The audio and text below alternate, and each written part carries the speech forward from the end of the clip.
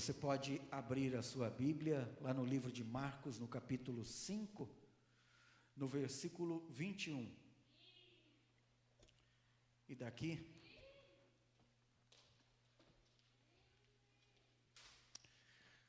Marcos no capítulo 5, no versículo 21, você pode ler, ou você pode acompanhar aqui também, pelo projetor, se fica mais fácil para você. Essa tradução que eles lançam aqui, geralmente é a mesma que eu uso para ler aqui, talvez fique um pouquinho melhor o entendimento. Se você quer, por favor, nos acompanhe.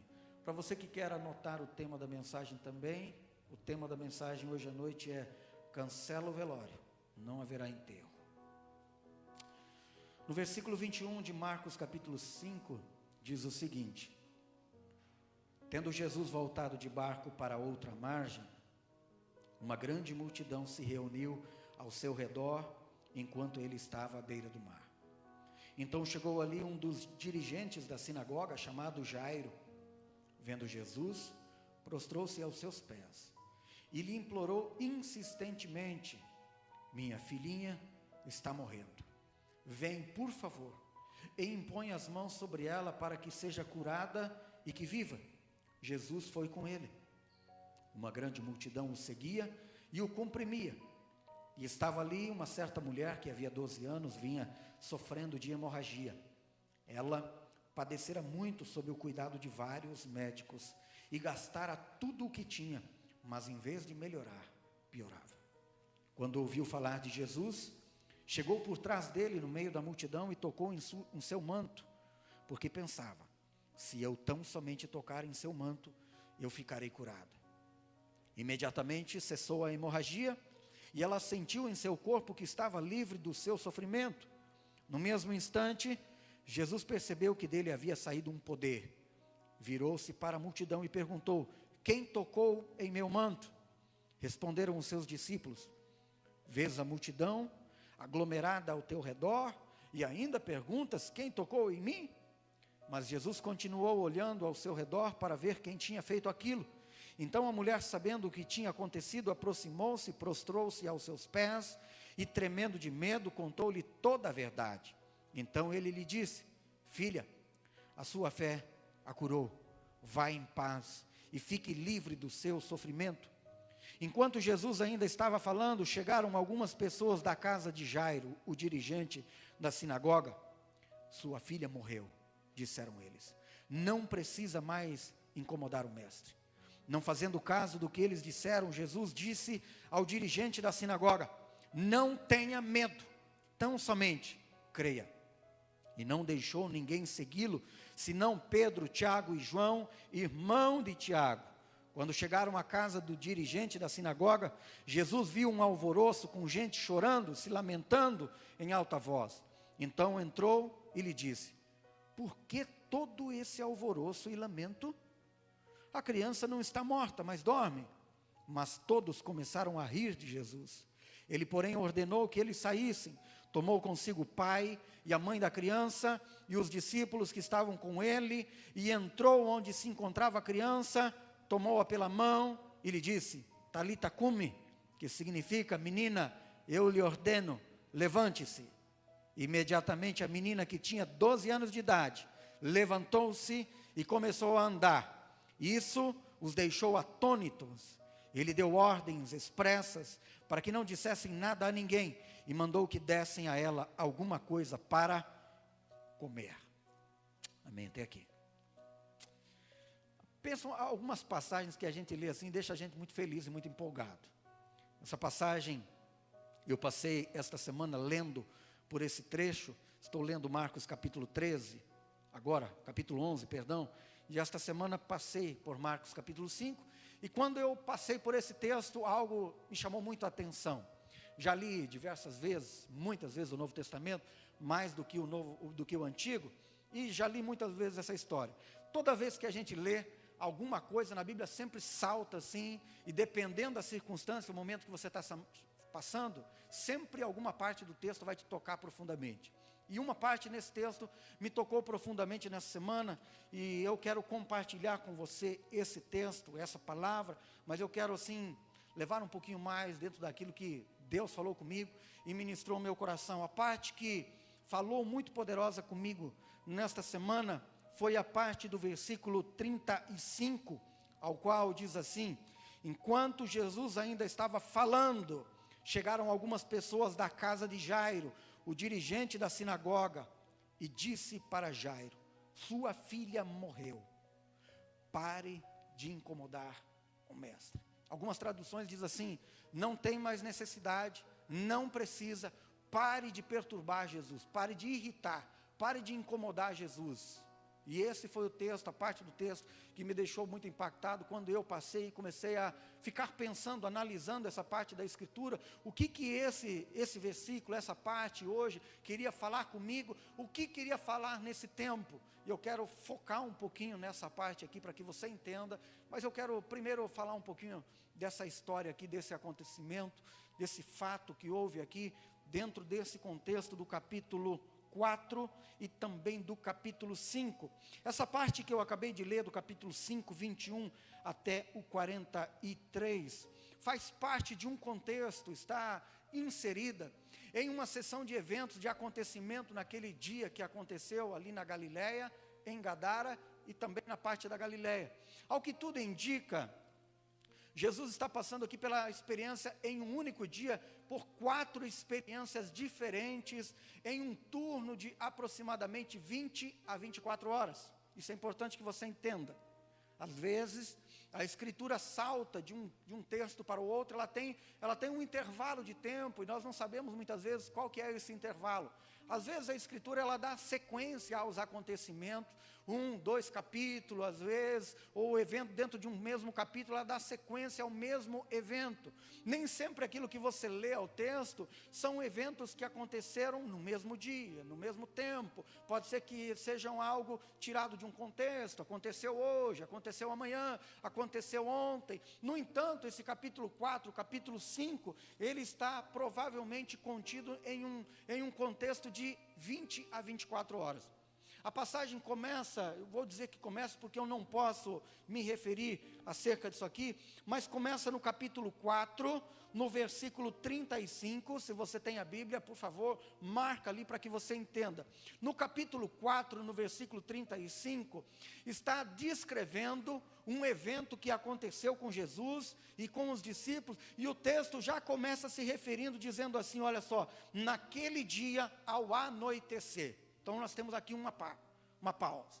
Nós não sabemos o que aconteceu durante esse dia, de manhã até o anoitecer. Agora toda essa descrição a partir do capítulo 4, do versículo 35, até o capítulo 5, no final dele, no início do capítulo 6. Então nós temos aqui, capítulo 4, versículo 35, até o final do capítulo 5, nós temos um evento que aconteceu provavelmente em um turno de 20 a 24 horas. Dentro desse um dia, nós temos 4 eventos que aconteceram ao longo de 20 a 24 horas. Pode ser que tenham mais, não posso dizer, mas eu quero me referir àquilo que aconteceu do início da tarde, ao entardecer, até o outro dia. É interessante que uma vez eu preguei uma mensagem, o título da mensagem era Um Dia com Jesus. Um dia com Jesus. Como que é passar um dia com Jesus? Eu pedi à igreja, quem gostaria de passar um dia na companhia de Jesus? E é claro que os 200 e poucos levantaram a mão e falaram, eu queria. Eu falei, então vamos lá.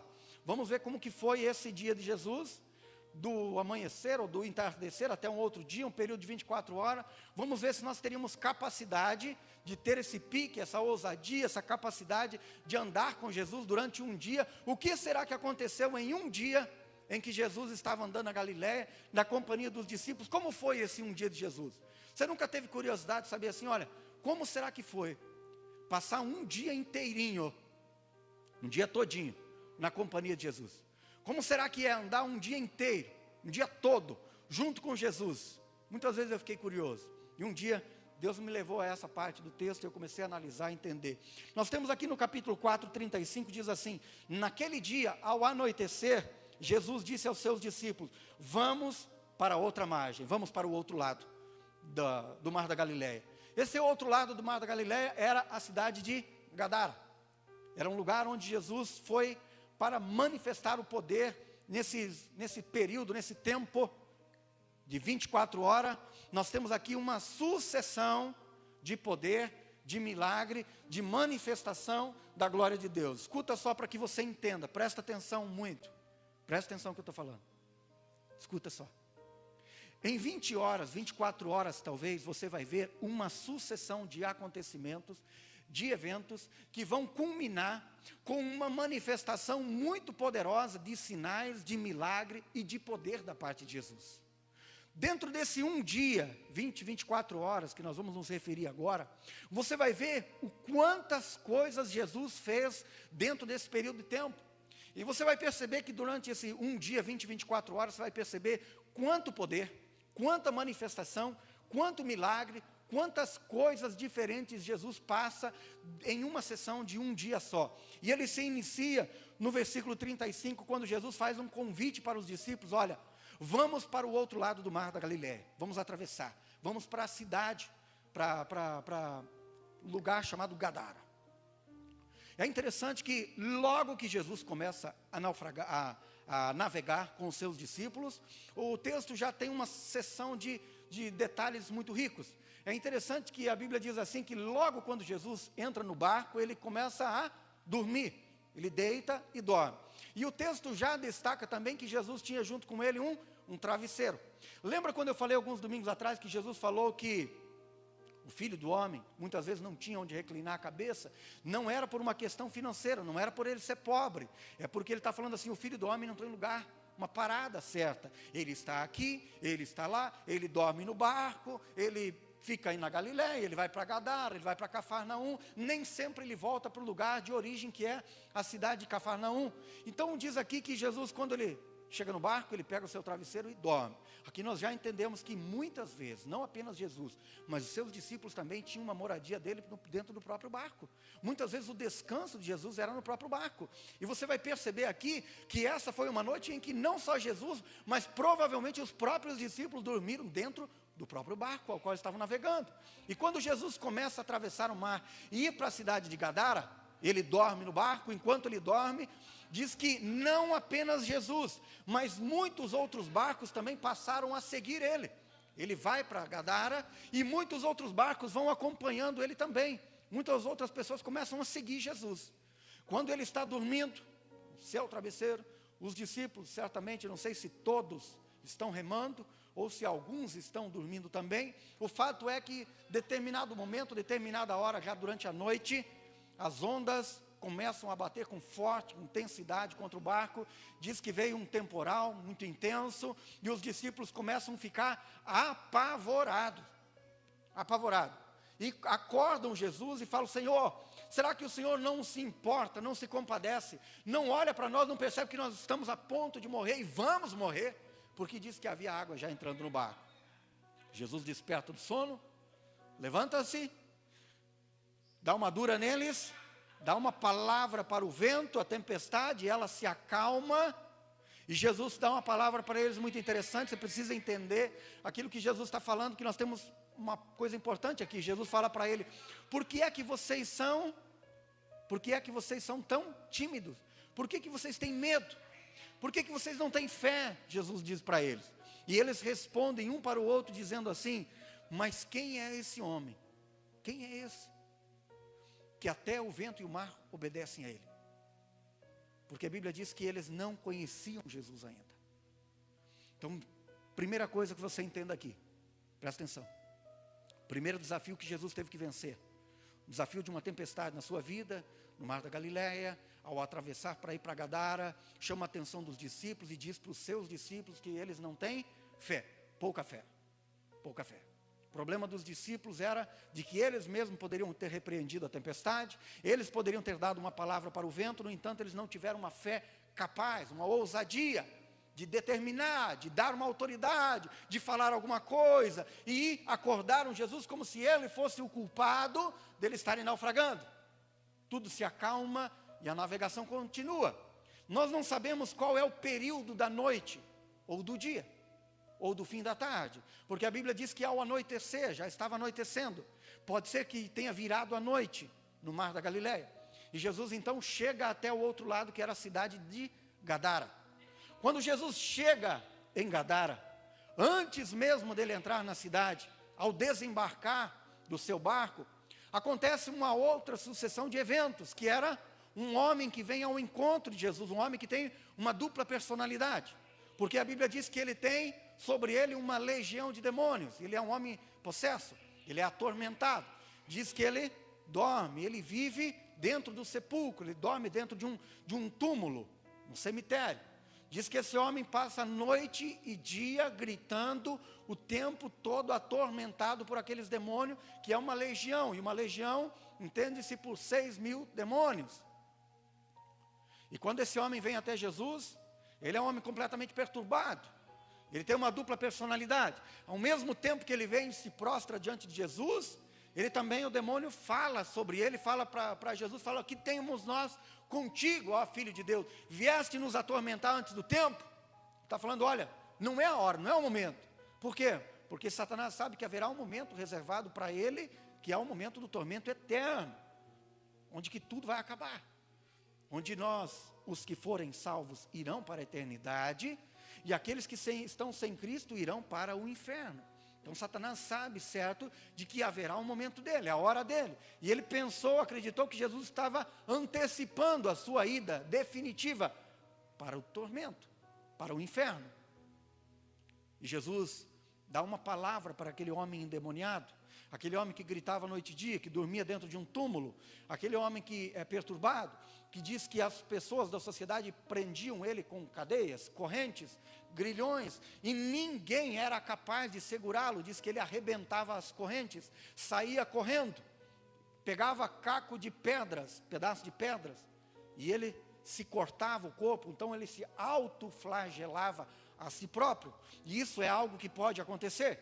Eu já expulsei demônios algumas vezes, que a pessoa endemoniada pega no seu próprio pescoço e se enforca, e a gente tem um trabalho enorme para fazer com que essa pessoa solte o pescoço dela.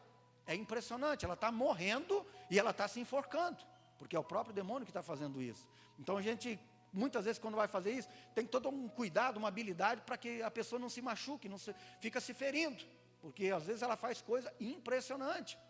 E era o caso desse homem, que se autoflagelava com cacos de pedra, se machucava e cortava o seu corpo. E quando ele vem até Jesus, então Jesus olha para aquele homem. Nós entendemos aqui que Jesus passa o mar da Galileia durante a noite ou a madrugada, que seja, enfrenta um temporal, uma dificuldade, só para ir até a cidade de Gadara, para libertar um homem possesso.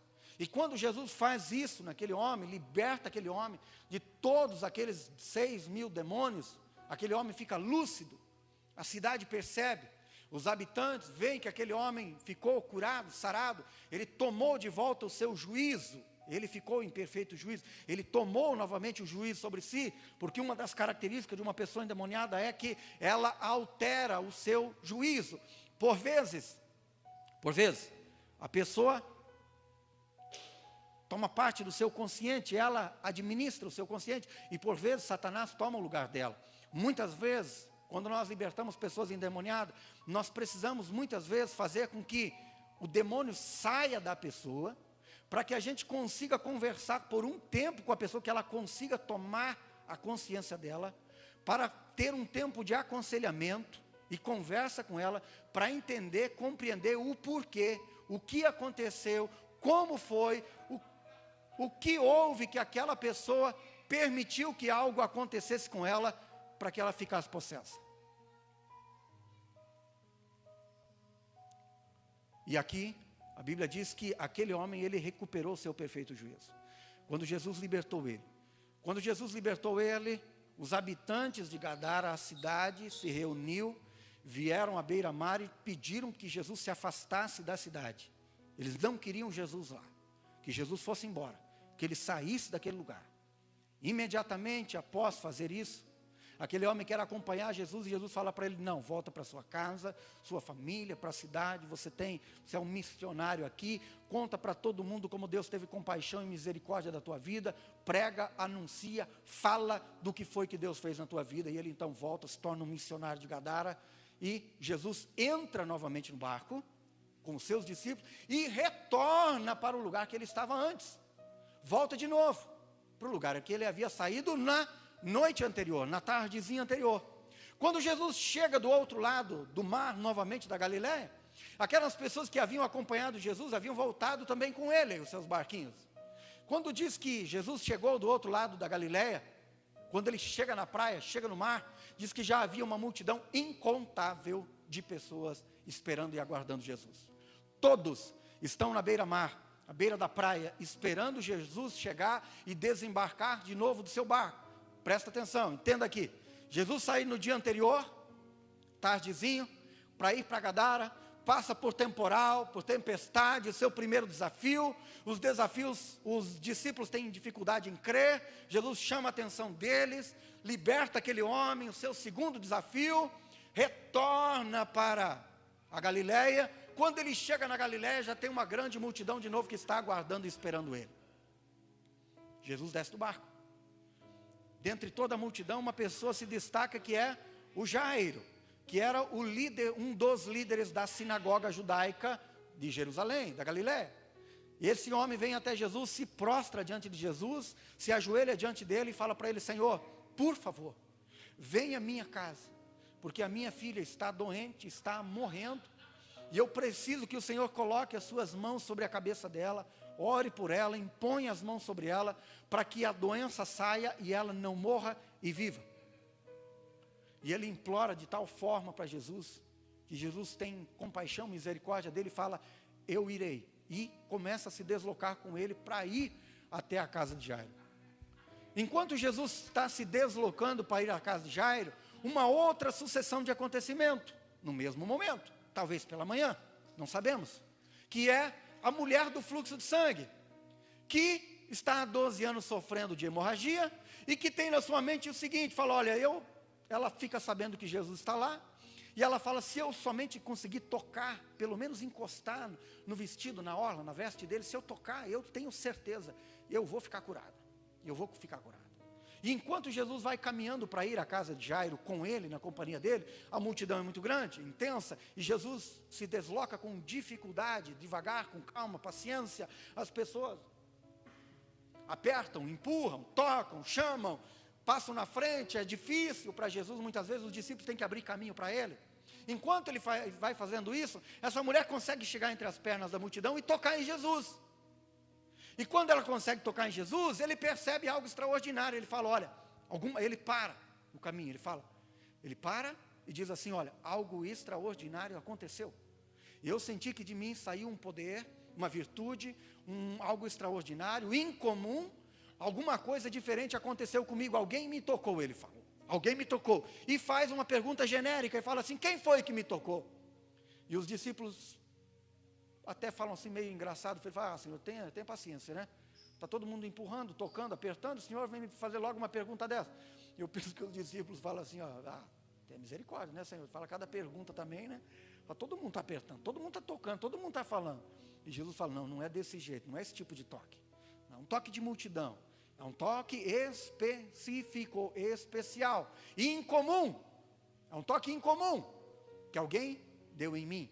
Um toque incomum de alguém incomum gerou em mim uma manifestação de um poder incomum, de um poder extraordinário. Aquilo que saiu de mim é algo incomum, tocado por uma pessoa com um toque incomum. Entenda que há toques diferentes, não é todo tipo de toque. Todo mundo tocava, mas ninguém tocou como ela. Você tem que entender o seguinte: não toque como todo mundo toca, toque diferente. Não faça o que todo mundo faz. Tem gente que fala: pastor, eu não levanto a mão porque os outros também não levantam. Não, você levanta e não se preocupe com os outros. Não é que você é melhor que os outros. Deixa cada um fazer do jeito que quer. Não importa, Deus olha o coração. Você tem que ser motivado a fazer o que Deus fala com você. E não ficar observando, olhando ao seu redor. Cada um tem o seu jeito. E Deus ama e respeita e não tem problema nenhum. Faça do teu jeito. E Jesus identificou. Aqui nós temos uma terceira sucessão, que é o quê? Uma mulher que tem fé. Nós temos discípulos no mar que não tem fé. Nós temos um homem que vem endemoniado a Jesus. Nós temos um Jairo que vem a Jesus que tem fé. Nós temos uma mulher que tem fé. E enquanto essa mulher toca em Jesus, Jesus para e conversa alguns minutos com ela e despede ela em paz. Algumas pessoas vêm da casa de Jairo e trazem um comunicado para ele, e fala: Jairo, tua filha morreu. Morreu, Jairo. E falam para ele assim: não tem mais necessidade de você ficar incomodando o mestre. Estão falando assim, para de incomodar, de irritar. Uma tradução fala assim, para de irritar. Não tem mais necessidade de você ficar irritando, incomodando, perturbando o mestre. Enquanto eles têm essa visão de que aquele Jairo que pede uma coisa para eles, na visão deles é o seguinte: o pedido de Jairo é um incômodo para Jesus. Entende? Na visão deles, pedir algo para Jesus é perturbar, incomodar, irritar. E tem pessoas que falam assim: pastor, minhas coisas são tão pequenas que eu não quero incomodar a Deus. Você incomoda a Deus quando você não depende de Deus, quando você quer viver sozinho, independente de Deus. Você incomoda de Deus quando você quer fazer as coisas pela tua própria vontade e não dá a Ele todo o controle da tua vida.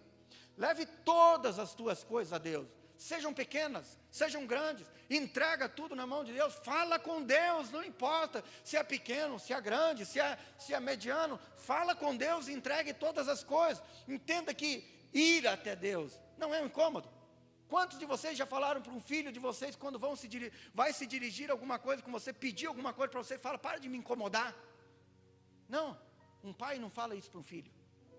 Pai nunca vai falar isso para um filho, principalmente se é uma necessidade, pois Deus é a mesma coisa. Tem que entender que Deus é Pai, Deus é amor, Deus nos ama, Deus quer cuidar dos pequenos detalhes, ser fiel no pouco, e sobre o muito te colocarei. Deixa Deus cuidar de todas as coisas da tua vida, do sentimento, do casamento, das finanças, de teu trabalho, de tudo que você tem. Tem pessoas que falam assim: isso aqui tudo bem, mas isso não, isso aqui, beleza, isso aqui eu quero fazer sozinho, eu quero administrar. Entrega a tua vida ao Senhor, tudo o que você tem. E eles falaram para Jairo: Jairo, não tem mais necessidade de você ficar perturbando, incomodando. E na perspectiva, na visão deles, estão falando o seguinte para Jairo: Jairo, além de você não deve ficar mais incomodando Jesus, entenda o seguinte: aceita o destino de que a tua filha está morta. Aceita o destino, eles estão falando. Entre linhas, está falando isso aí: Jairo, tua filha morreu, aceita o destino, pare de incomodar o mestre, e não tem necessidade de que ele vá à tua casa, porque ele não pode fazer nada por você. Olha só, nós temos aqui várias coisas aqui que nós podemos interpretar. A visão social das pessoas, a visão que as pessoas têm de Jesus. Saber que determinadas coisas ele pode fazer, mas que outras coisas ele não pode. Ou seja, nós é que limitamos o poder de Deus. Nós é que limitamos a capacidade de Deus fazer as coisas. Nós acreditamos que coisas pequenas ele é capaz, coisas grandes ele não pode. E eles falaram para Jairo: Jairo, não precisa levar ele para sua casa. Está falando assim: olha, para que levar Jesus para sua casa? Ele não tem poder para fazer nada na tua vida. Por que se tornar um cristão? Por que receber Jesus? Por que se relacionar com Cristo se ele não pode fazer nada por você? Ele não tem poder. Não precisa levar ele para sua casa, não precisa levar ele para a tua vida, não precisa recebê-lo, não precisa aceitá-lo, porque ele não tem poder para fazer nada na tua casa. Falar: lá em casa tem um problema, uma dificuldade, então não precisa levar ele, ele não pode fazer coisas grandes na tua vida. E é interessante que Jesus está muito atento aos eventos, aos acontecimentos, e quando eles falam assim para Jesus, eles falam para Jairo: Jairo, a tua filha está morta, se conforme, deixe de incomodar o mestre, não precisa levar ele para casa. Jesus pega aí, chama a atenção de Jairo para si e fala para ele: Jairo, diz assim, a palavra diz assim, olha, e Jesus, não fazendo caso do que eles fizeram, falou para Jairo assim: Jairo, tenha fé, somente creia em mim. O que Jesus fez? No meio de toda aquela situação, quando Jairo presta atenção no que as pessoas estão falando, Jesus entra na cena, tira Jairo de fora. Eu fico pensando assim que Jesus deve ter pegado no rosto de Jairo, porque Jairo deve ter ficado em choque, em pânico, quando as pessoas falam para ele: olha, a tua filha morreu. Eu acredito que Jairo deve ter ficado completamente em pânico, em choque, e nesse momento eu acredito que Jesus deve ter pego no rosto de Jairo virado para ele e falado para ele assim: Jairo, escuta aqui. Jairo, não dê atenção ao que eles estão falando. Não preste atenção naquilo que eles estão dizendo. Presta atenção no que eu vou te falar. Presta atenção no que eu vou te falar. Tenha fé em mim. Creia em mim. Jesus está falando assim: Jairo, se você me convidou para ir na sua casa, eu estou indo. Eu irei. Eu disse que eu vou lá na sua casa. Tire o seu foco das más notícias. Deixe de dar ouvido para a sociedade. Deixe de dar ouvido para as coisas negativas e ouça o que eu estou falando para você. Jesus está falando para ele. Se você quiser que eu faça um milagre na tua casa, você tem que acreditar em mim e não nas pessoas. Agora escuta, eu vou te perguntar uma coisa. Onde é que você alimenta a sua fé? Qual é o prato que você come durante o dia? Com quem você se orienta e de onde você se alimenta? Tem pessoas que chegam e falam para mim: pastor, qual que é o teu signo? Porque as pessoas se orientam pelos seus horóscopos, pelos astros. Se alimentam de um prato que não pode lhe oferecer uma comida durável. Se orientam por coisas que não darão sentido à sua vida.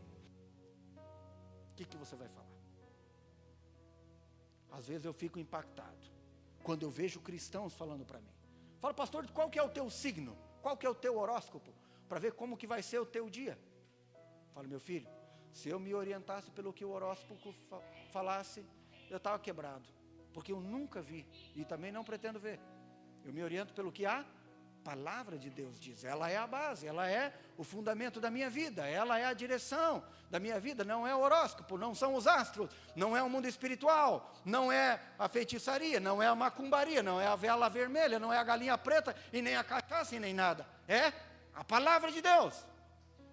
Onde que você se alimenta durante o dia?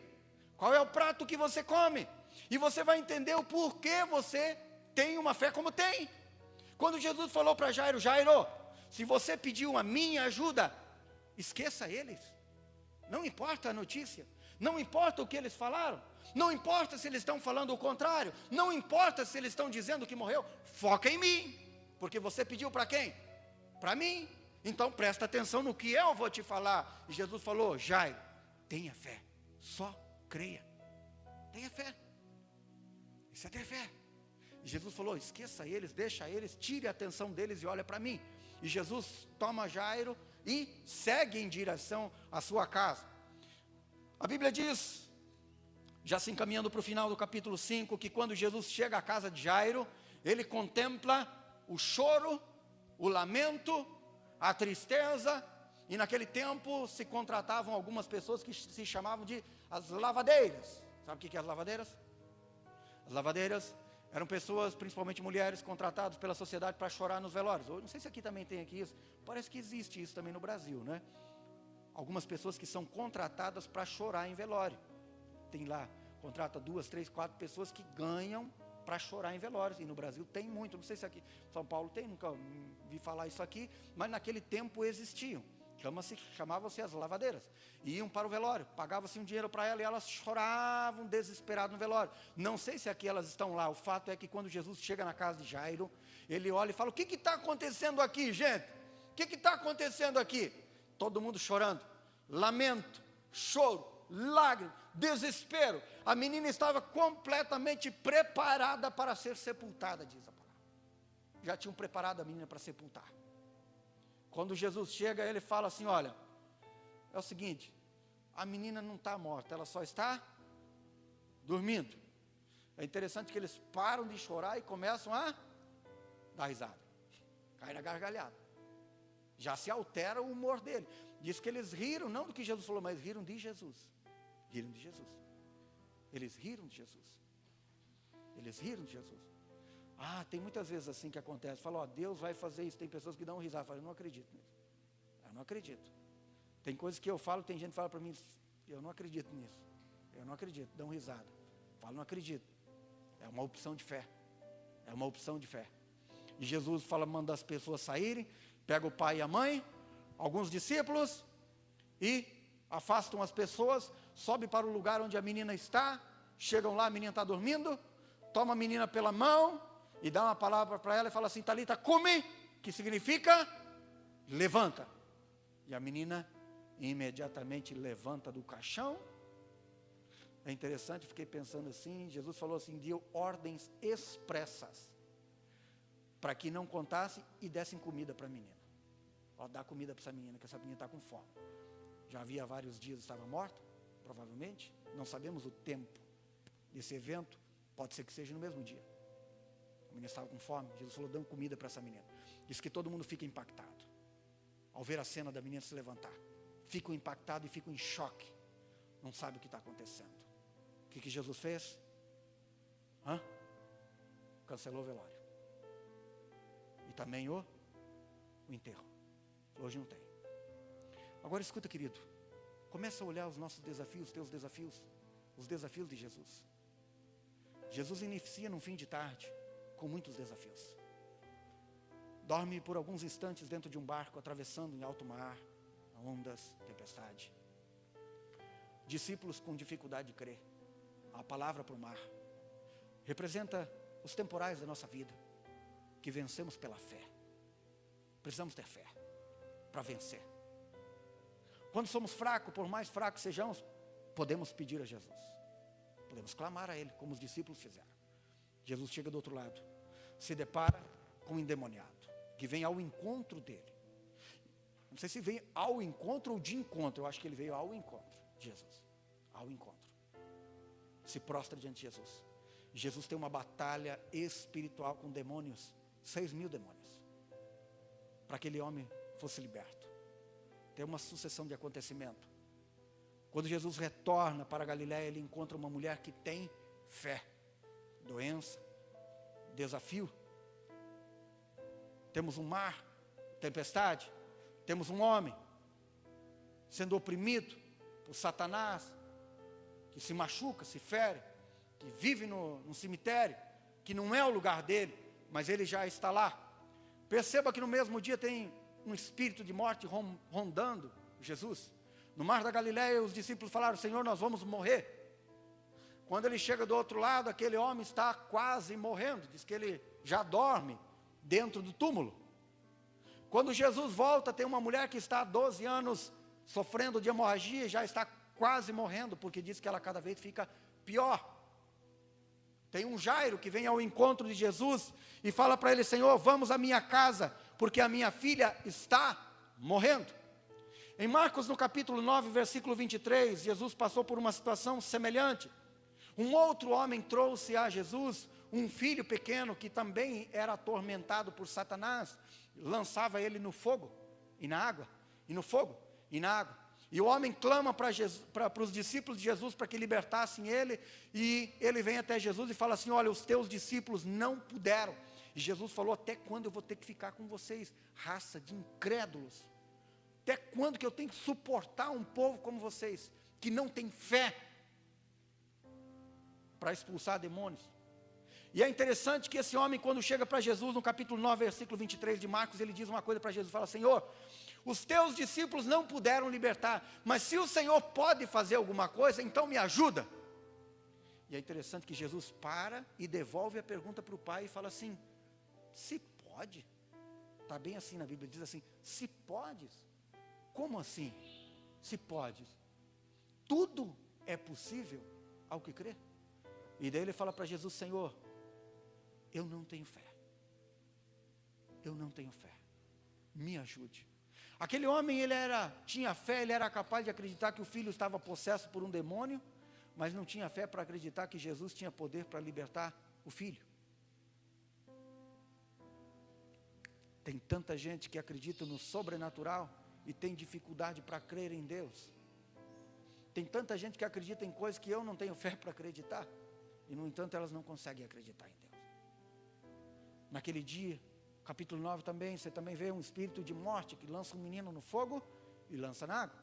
No capítulo 5, também um espírito de morte que está no mar da Galileia, está lá em Gadara, está na mulher do fluxo, está na filha de Jairo, até que Jesus cessa aquele momento e fala assim, não haverá enterro. Não tem velório.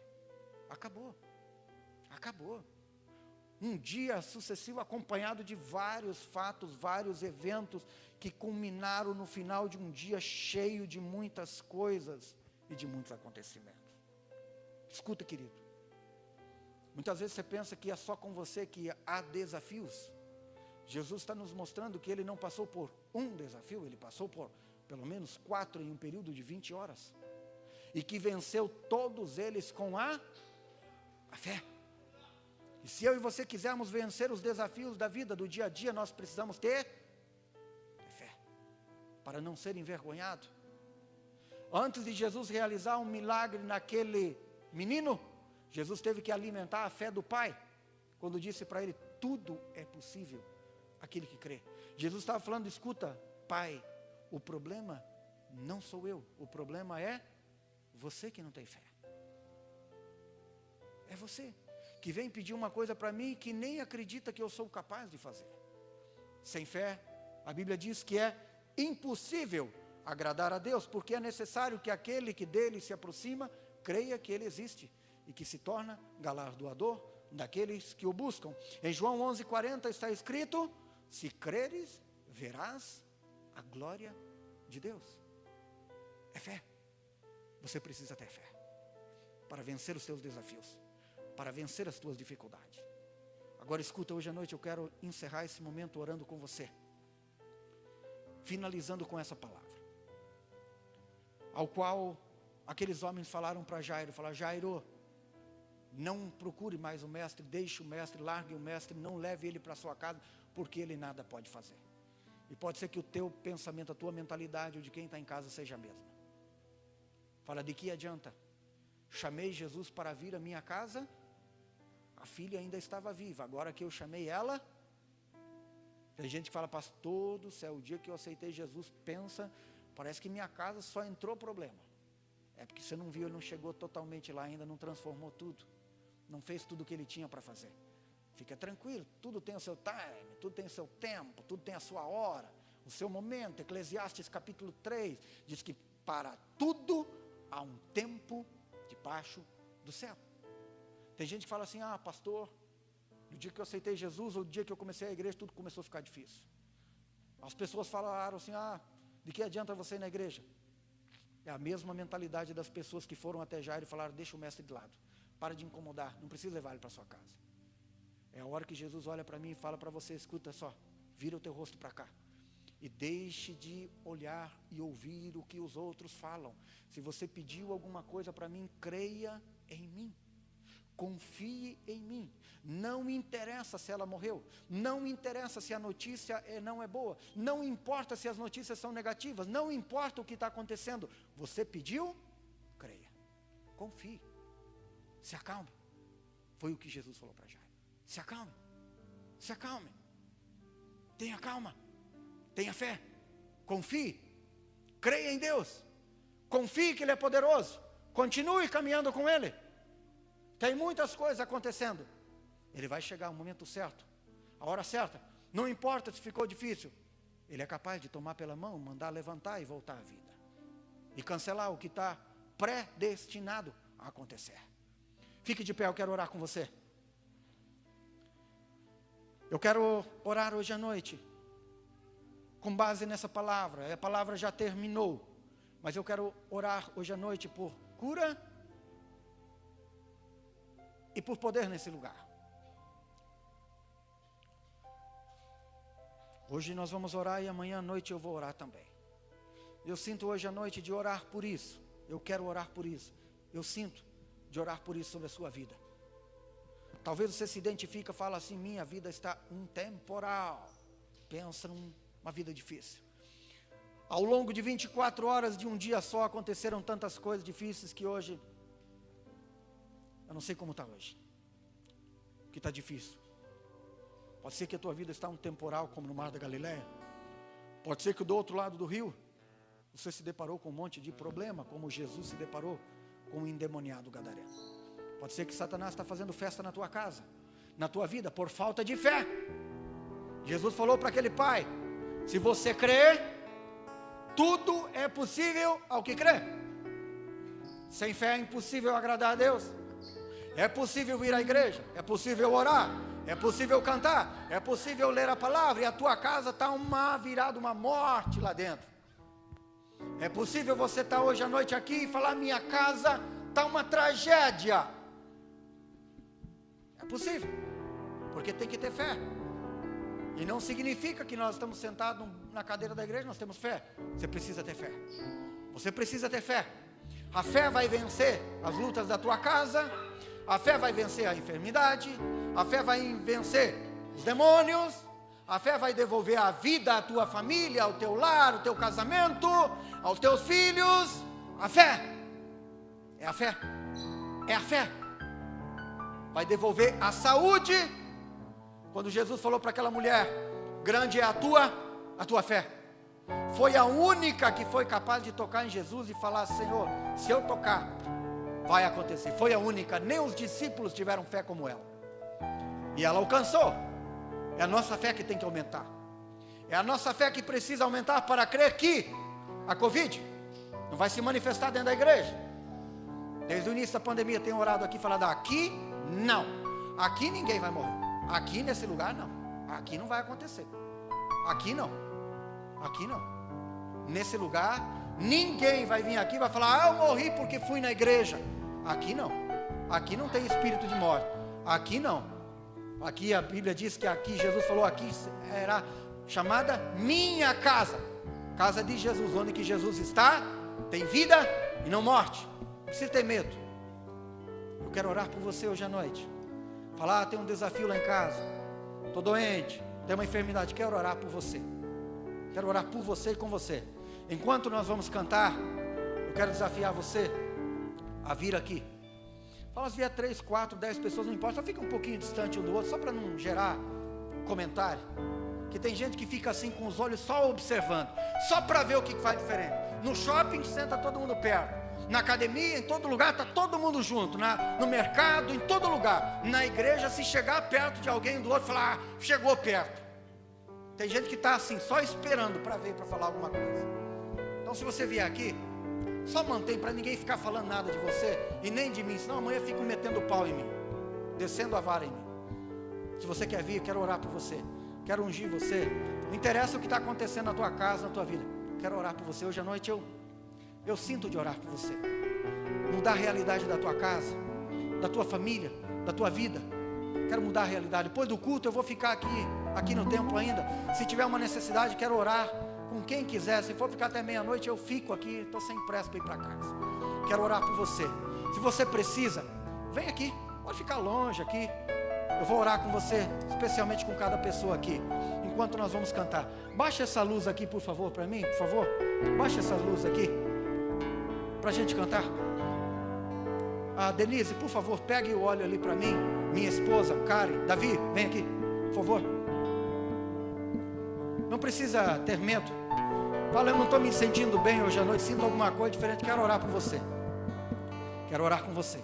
Enquanto nós vamos cantar aqui, você pode ir cantando e eu vou ficar aqui orando. Se você precisa vir, pode vir.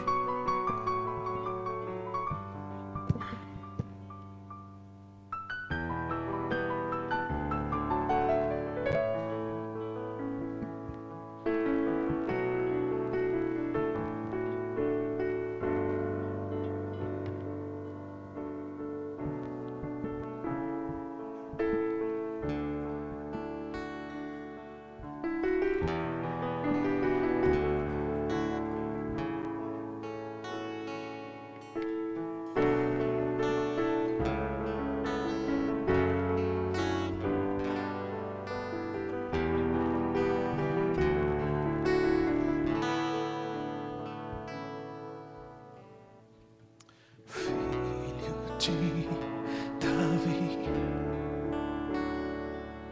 sei que estás neste lugar.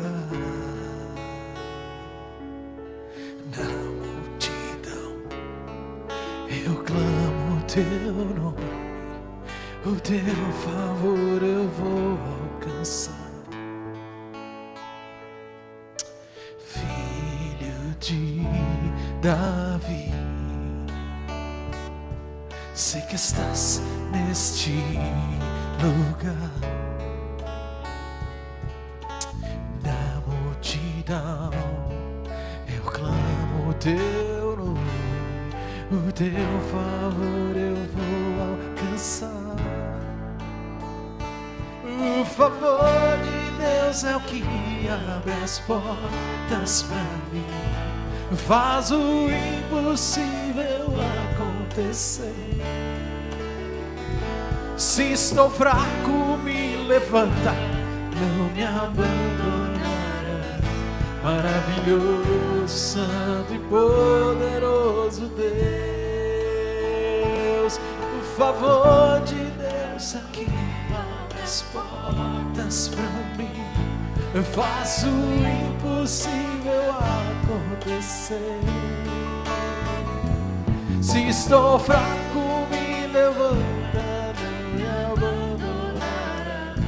Maravilhoso, santo e poderoso Deus, maravilhoso, santo e poderoso Deus.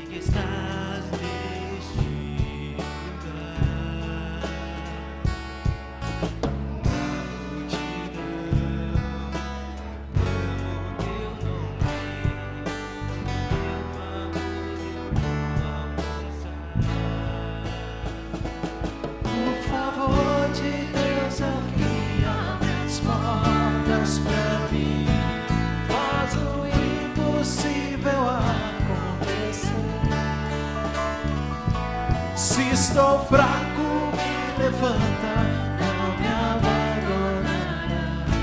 Maravilhoso, santo e poderoso Deus,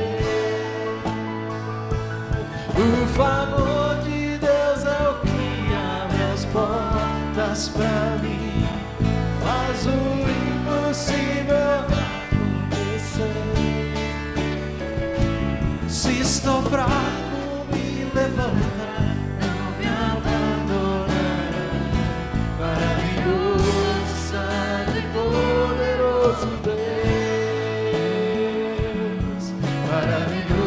santo e poderoso Deus.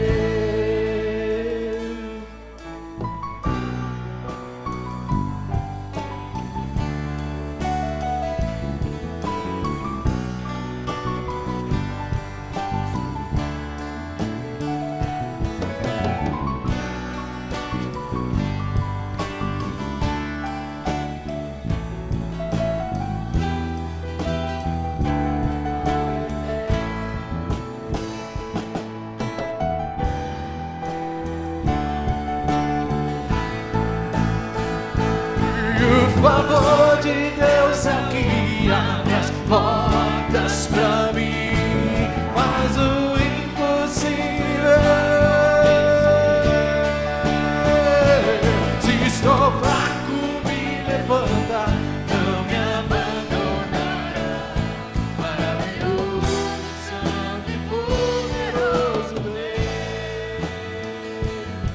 maravilhoso, santo e poderoso Deus. Levante os seus braços, levante os seus braços. Feche os seus olhos, levante os seus braços. Nós vamos encerrar depois cantando aquela música No Caminho do Milagre. Levante os seus braços. Eu declaro que em nome de Jesus, o velório está cancelado. o enterro também, o enterro dos teus sonhos, dos teus propósitos, dos projetos sobre a tua vida.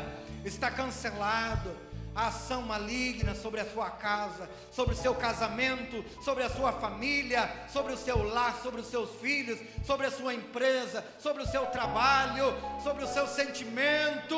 Em nome de Jesus eu declaro que está cancelado todo enterro, todo velório, toda tristeza, toda informação contrária. Nós queremos alimentar a fé e crer no impossível, no sobrenatural. Entra com providência, Pai, em nossa casa, entra com providência em nossa vida, entra com providência em nossa família, nos ajuda a crer, alimenta a nossa fé, nos ajuda a deixarmos de ser incrédulo e crer no sobrenatural. Eu profetizo que toda mão levantada alcança a sua casa, seus filhos e filhas, seus genros e noras, que as suas mãos alcançam os seus netos, o seu marido, a sua esposa, a sua família.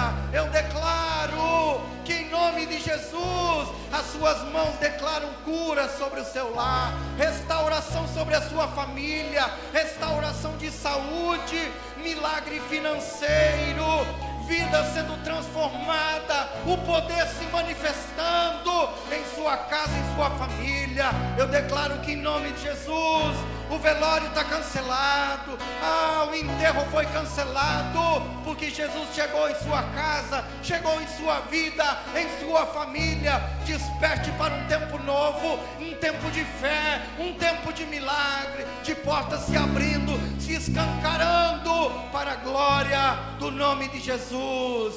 Que o Senhor Deus te abençoe e que te guarde e que faça resplandecer o seu rosto sobre ti, tenha compaixão de ti e te dê uma semana de vitória e de bênção em nome do Senhor Jesus. Aleluia, glória a Deus. Dê um aplauso ao Senhor.